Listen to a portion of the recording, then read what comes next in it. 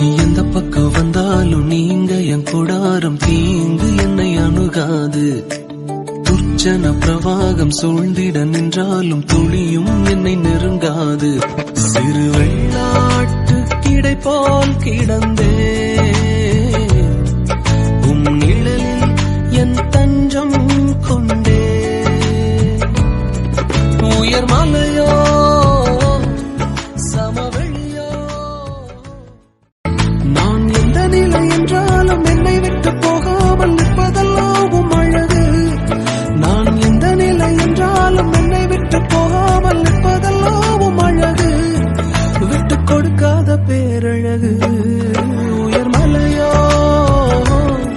சமவெளியோ எந்த பக்கம் வந்தாலும் நீங்க என் கூடாரம் தீங்கு என்னை அணுகாது.